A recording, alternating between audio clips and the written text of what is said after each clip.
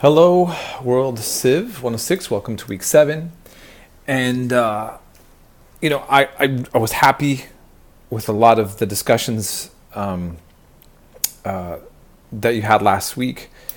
And I saw how interested you were in the topic, and the topics that we covered.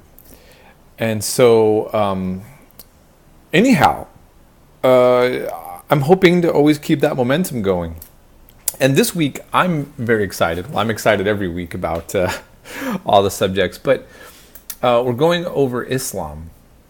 And with the political climate in particular that we see in the West, I really feel that having a solid understanding of Islam right now is extremely important. And, there are two trends that come out of the kind of media frenzy that sometimes takes place, which is to portray Islam very negatively, or to say, hey, Islam is a religion of peace, this is all propaganda. And I don't like either approach, not just to Islam, but to any religion. And so I just want to kind of remind us, we went over Buddhism, and we see that the teachings of Buddhism are very peaceful. I posted an announcement. Some of you may not have saw it. You weren't required to, but it was an announcement I put out. How Buddhists, there are some Buddhists in Myanmar that are, attacking Muslims and doing violence towards them. And in fact, currently in Myanmar, over 500,000 Muslims were expelled violently by Buddhists. And in India right now, Hindus also do violence against Muslims, and there's Muslim groups that do violence as well.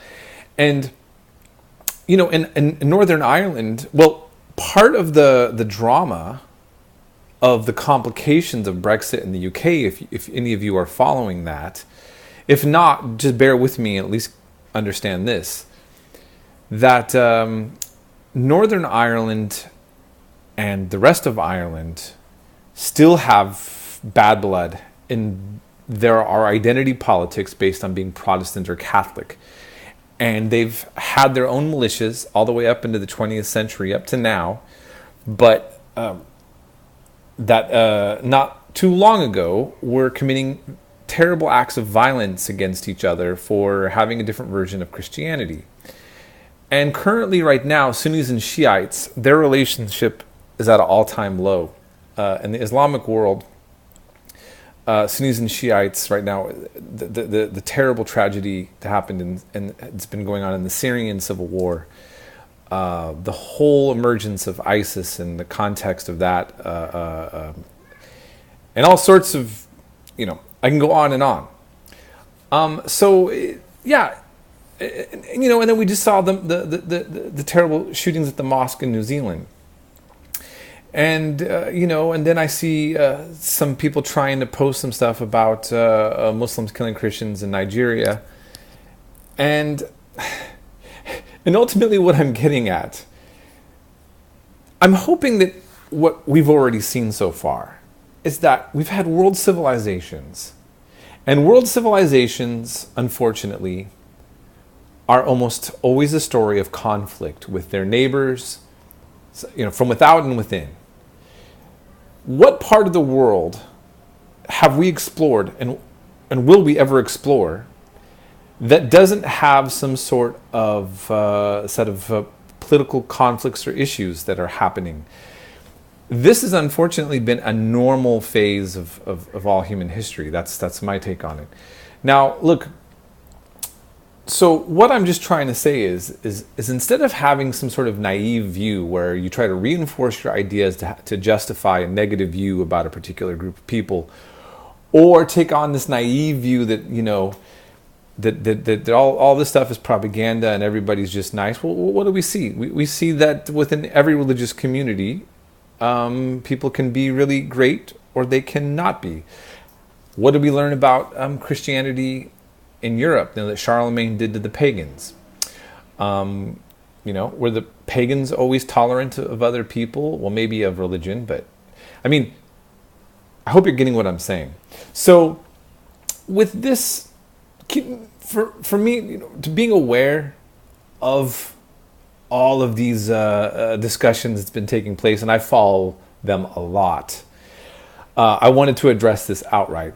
And what I'd like you to do is, if you come across something in these lectures and the videos and the documentaries, or if you've read certain things that you feel I didn't address that you would like to go over, or something that you are very curious about, again, it's not covered at all, or you don't think properly, or you want more information of, please take advantage of me this week and write me your questions, and I'll get back to you as soon as possible. I do know a decent amount on this subject, and again, I know that it's a topic, so I like to take advantage of this time and really help get you guys all a very solid foundation in which to understand this religion and its civilization.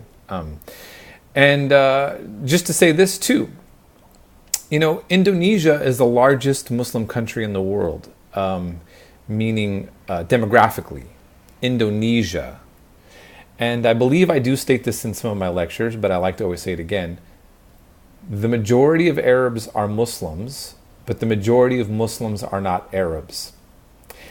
And so, and by the way, many Arabs are actual are Christian too. I